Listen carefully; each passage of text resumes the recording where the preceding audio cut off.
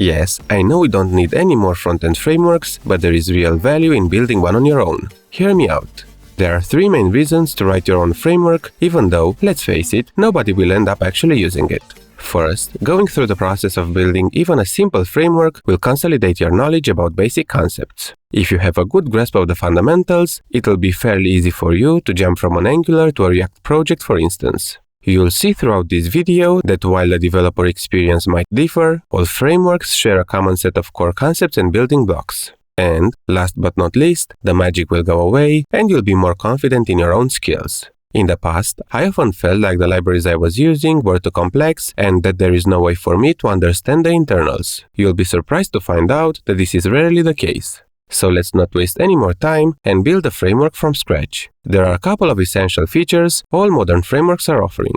First and foremost, they are built on top of a powerful reactive system. In other words, the framework monitors the app state and runs side effects, especially DOM updates, when the state is modified. Of course, in our case we'll use signals to achieve this, since signals are the status quo in the industry at the moment. Second, frameworks have to be simple and lightweight. Despite user devices being more performant and good internet access being a given these days, the trend in the industry is to simplify the dev process, remove unnecessary clutter, and aim for the most efficient implementation possible.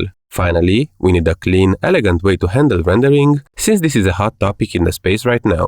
The easiest way to do this is to go old school and defer all rendering to the server. Let's use a counter app as the starting point for our implementation. Imagine you're receiving this HTML from the server. The behavior should be pretty obvious. When the button is clicked, the state value will be increased and, as a result, the DOM will be updated with the new value. Don't worry, we'll build on top of this example and we'll add various other features like conditional rendering, seamless server calls, or more flexible ways to handle events, all in under 200 lines of code. However, let's not get ahead of ourselves. Back to our basic example, this counter showcases the 2 main features all front-end frameworks have to offer: a way to register event listeners and perform various logic, and a way to bind client state to DOM elements.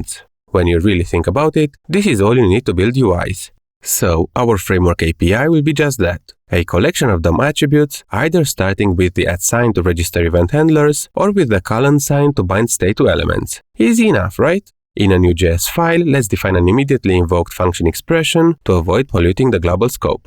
It is always useful to break down complex work into smaller tasks. In our case, we first need to go through the DOM and look for elements that have special behavior. Then, map bindings and event listeners to these special elements. Bindings will contain JS code that has access to signals.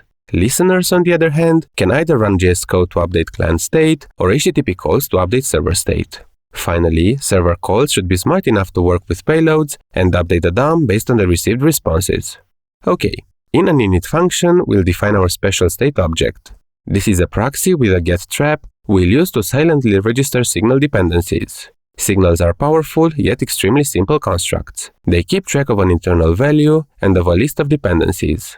Side effects, like DOM updates, are silently registered to the list of dependencies, and, when the value is updated, all dependencies are rerun. This is how we can easily achieve the reactivity I mentioned earlier.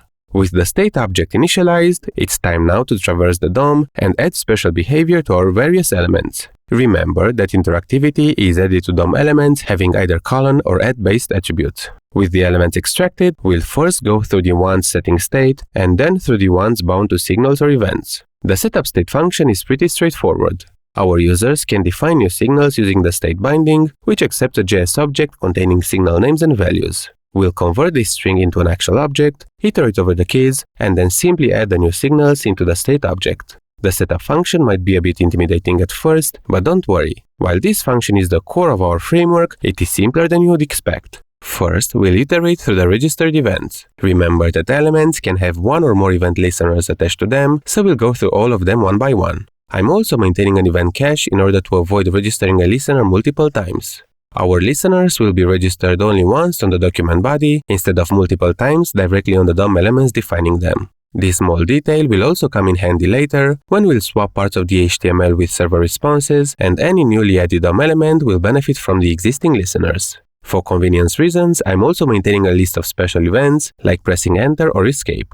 I also want to define a special load event, which will be triggered when the element is first analyzed and acts like an onInit method. We'll get back to this implementation in a second, once we sort out the other core component of our framework. Next, when it comes to bindings, the attribute value is some JavaScript code. Let's define an extractor function which uses the with keyword to correctly add the state in the function scope and then execute it. We need to run this code once, even though the app is not in use yet, so that our signal dependencies will silently register themselves. As a result, whenever the function accesses a state signal, the proxy we defined earlier will capture the get property call, and this is how the function reference will end up in the signals dependency list. We support two special bindings: the show binding, which can trigger the visibility of an element, and the HTML binding, which allows us to set up the elements in our HTML. In any other case, we'll simply update the actual element attribute.